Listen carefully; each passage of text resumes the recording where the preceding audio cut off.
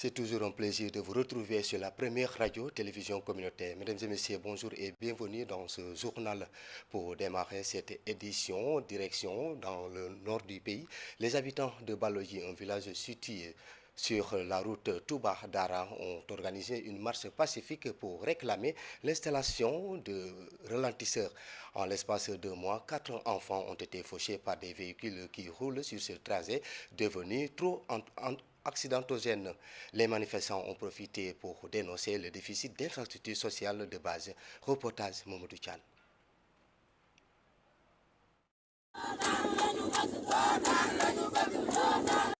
Suite aux nombreux accidents constatés au village de Balogi traversé par la route d'Ara-Touba, les populations ont initié une marche pacifique pour réclamer l'installation des ralentisseurs dans cette zone qu'ils jugent dangereuse. Massamba Niass et Ndeye Marème Dieng portent leur parole. En l'espace, effectivement, à l'espace de 2 mois, 4 élèves étaient percutés par des voitures. Tout ça est dû au manque de non-respect du code de la route des chauffeurs. Parce qu'ici, comme vous le constatez, nous sommes sur la route nationale 3 et les véhicules 406 et tous les véhicules ne respectent aucune règle ici. Voilà, c'est ça qui cause très souvent ces accidents-là. Ils roulent à vive allure, des fois même à plus de 120 allures. Voilà, parce qu'il n'y a aucun ralentisseur. On a plaidé partout. On l'a plaidé auprès de notre... En tout cas, nous méritons des dodans. Parce que sur la route nationale 3, partant de 15 jusqu'à Matam, on a vu tous les villages ont bénéficié des ralentisseurs et je ne sais pas pourquoi pas nous. Chères autorités, nous vous prions de nous aider à mettre à terme ce fléau en érigeant sur les points stratégiques de ralentisseurs. Balogi réclame aussi un forage, l'extension du réseau électrique et une case de santé. On a un sérieux problème avec l'éclairage public parce que depuis plus de 3 ans, nous rencontrons un problème avec l'éclairage public et jusqu'à présent, c'est nous-mêmes qui cotisons pour payer ces lampes-là. Mais voyez, avec les difficultés que nous rencontrons présentement, nous ne pouvons plus payer ça. Nous réclamons effectivement un forage. Comme vous le constatez, la population qui est là, nous le réclamons parce que nous rencontrons tous les problèmes. Nous avons vraiment mal. Ici à Balogi, on n'a pas de case de santé. C'est vraiment déplorable. Le village de Balogi se situe dans la commune de Déali. Le déficit d'infrastructures à Balogi a quasiment vidé la localité de sa population qui migre vers les grandes villes à la recherche de meilleures conditions de vie et de travail. Au même moment, les habitants de Sandiara tirent la sonnette d'alarme contre l'usine de farine de poisson installée dans leur localité. Réunis au sein d'un collectif avec l'appui de la coalition nationale contre les usines d'huile et de farine de poisson, ils exigent la délocalisation ou la mise aux normes de l'usine, en cause une odeur nauséabonde persistante qui, selon eux, nuit à leur cadre de vie et constitue une menace pour leur santé. Ousseynou Faye, membre du mouvement pour l'intérêt de Sandiara, s'est exprimé au micro de Pape Kairé. Si cette usine-là ne peut pas être délocalisée, au moins qu'elle soit normalisée. Parce qu'il y a des normes aujourd'hui internationales, des normes technologiques qui peuvent permettre à ces entreprises-là d'atténuer cette situation-là qui est aujourd'hui en train de tuer à petit feu les populations de Sandiara. Et c'est pourquoi, au-delà de cette visite que le ministre de l'Environnement a effectuée, et bon, ils n'ont fait que du saupoudrage, parce que depuis que le ministre est reparti, ils ont délocalisé leur heure de régie.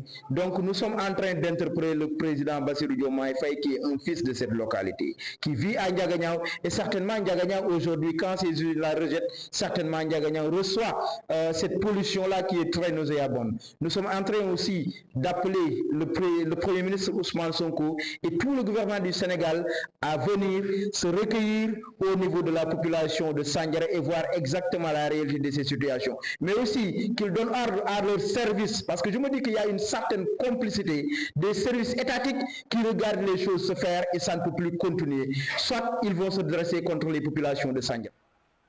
Et pendant ce temps, à Kaffrine, dans le quartier de Diamaguène Centre, les travaux d'aménagement du programme Promoville censés améliorer le cadre de vie des habitants suscitent de vives inquiétudes.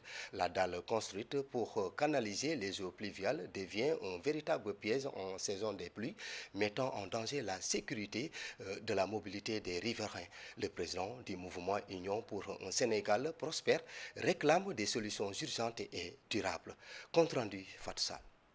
À Diamaguène Centre, les travaux du programme Promoville ont eu un impact significatif sur les populations. En effet, la dalle construite pour le passage des eaux pose de sérieux problèmes, notamment pendant l'hivernage.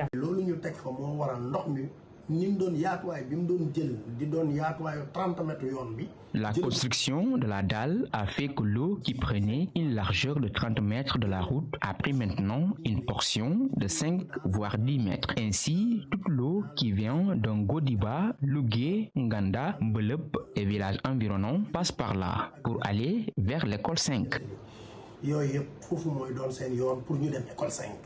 Cette situation représente un danger pour les populations et entrave leur libre circulation. Vous avez vu le poteau électrique qui est là-bas? Si toutefois il tombe dans l'eau, ce sera un grand danger. En plus, notre quartier compte plus de personnes malvoyantes. Ces dernières doivent traverser pour vaquer à leurs occupations. Mais est-ce qu'elles pourront le faire avec cette situation? Les riverains estiment que ce calvaire est en grande partie imputable à la municipalité. Au niveau de la mairie de Kaffrine, le maire a failli à sa mission au niveau de la municipalité de Kaffrine, même s'il ne veut pas l'entendre. À cette heure, nous croyons avoir des routes bitumées avec des canalisations parce que Kaffrine a un problème de ruissellement, mais pas de problème de bulles. Ainsi, les habitants de Diamaguène Centre lancent un appel pressant à la municipalité pour la mise en place de solutions conjoncturelles et à l'État du Sénégal pour des solutions structurelles durables. Nous quittons Kaffrine pour nous rendre dans le nord du pays. Le département de Podor traverse actuellement une période de soudure particulièrement difficile. L'alerte est lancée par le chef du bureau régional de la sécurité alimentaire de Saint-Louis lors d'un atelier de partage des données issues de la cartographie de projets et programmes intervenant dans la zone. Une rencontre présidée par l'adjoint au gouverneur qui a tenu à rassurer les populations sur l'engagement de l'État à faire face à la situation. Suivons le compte rendu signé Aminata Ndiaye. La sécurité alimentaire et nutritionnelle de la zone est préoccupante. Podor, à l'instar de plusieurs départements, est même dans une période de soudure qui s'étend de juin à août. Parce que là, nous sortons le profil du département. Pour dire exactement à l'état actuel, quel est le profil du département de Podor et quelles sont les organisations qui sont actuellement qui travaillent dans la sécurité alimentaire. Parce que ce que vous savez, dans les 2 ans, il peut y avoir qu'un projet soit arrivé à terme et qu'il y ait un autre projet. Pour le département de Podor, comparé à 2022, il y a moins de projets qui interviennent sur la sécurité alimentaire. Une situation qui intervient alors que des partenaires bouclent leurs projets comme le Serail. Cet projet qui était appuyé depuis janvier 2013 pour l'Agence espagnole de coopération internationale de développement. On a toujours des projets de continuation et par exemple celui-ci qui va finaliser dans cet atelier, on vient de commencer à nouveau avec la partenariat ENDA, Pronat et les CENSA. Les autorités administratives, territoriales et les partenaires internationaux sont interpellés pour que les ménages ne connaissent le calvaire de l'hivernage dernier. Nous appelons vraiment aux organisations internationales, nous appelons l'État du Sénégal, nous appelons les autorités locales à voir comment multiplier davantage des initiatives pour pouvoir attirer des organisations pour venir en aide aux populations de Podor. L'État prendra toutes les mesures nécessaires pour assister les populations, comme ce fut toujours. Déjà, des instructions ont été données par les plus hautes autorités. Étant donné qu'aujourd'hui, tout le monde sait que le défi principal du gouvernement, c'est comment faire en sorte que la problématique de la sécurité alimentaire soit une réalité. Les autorités centrales savent pertinemment ce qui se passe dans tous les coins et recoins du Sénégal. J'ose croire que les mesures idoines seront prises. Le Bureau régional de la sécurité alimentaire de Saint-Louis a partagé avec l'ensemble des acteurs du développement économique et social la cartographie des projets et programmes intervenant dans le département de Podor. Et maintenant, pour terminer, parlons culture. À Fadiout, la lignée maternelle Djahanora a procédé à l'intronisation de son nouveau sakour issu de la lignée Ndiare Sar, qui accédait ainsi à la royauté de la mère. La cérémonie a coïncidé avec la remise du flambeau du Kakour, responsable des Pangols, un moment important pour la lignée Ndiare Sar et l'ensemble des villages du littoral, de l'Atlantique à Sangomar en passant par la pointe Sarène. Suivons le reportage d'Endéa Missar. La cérémonie d'intronisation du Satchour, qui précède une nuit d'initiation réservée à l'élu, revêt une dimension divinatoire quant à son règne en lien étroit avec l'espace maritime et la vie des communautés. D'obscurité, je dirais, il faut qu'il s'oriente vers le soleil levant qui est quand même le début de la nuit. Donc recevoir cette lumière qui va les permettre de bien gouverner, d'avoir l'inspiration et d'avoir aussi la sagesse. Comme la lignée Djahanora Ndiare Sar, lignée parmi les 14 que compte la contrée de Joal Fadiout, même jusqu'au village environnant. Une autre lignée qu'on appelle les Djahanora Tigoy, nous alternons en tant que de cette royauté et nous avons le pouvoir sur la mer. Les fonctions du Satchour sont à la fois royales et sacerdotales. Le Satchour, c'est lui en fait comme notre pasteur qui est le grand oncle par qui nous devons absolument passer pour pouvoir donc accéder aux produits électriques. Tout à l'heure qu'il doit y avoir en link, il doit y avoir une certaine harmonie entre donc le culturel et le scientifique. Il est à la fois prêtre et devin parce qu'il s'occupe des libations.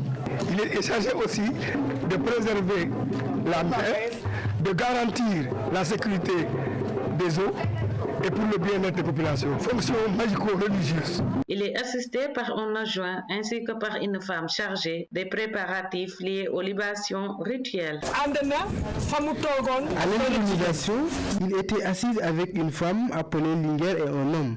Ils travaillent tous ensemble, mais l'homme a des limites. Quant à la question des femmes, il y a aussi le Boumi, qui seconde le roi et s'occupe de certains déplacements. Le nouveau Satchour, Antoine Samal Tchakan, est le 13e héritier et le 24e détenteur du titre issu des deux lignées de Djahanora, de Fadiout et d'Issine. Il devient ainsi l'intermédiaire entre la société et la mer. Ndéami Sarr, c'est d'ailleurs ce reportage qui met fin à cette édition sur la première radio-télévision communautaire RTC. Et à midi, vous aurez le journal avec Djeneba Oumar Sow. Et quant à moi, je vous donne rendez-vous à 14h pour le journal en Diola. L'information continue sur iracsénégal.sn. Merci de nous avoir suivis et bon début de semaine.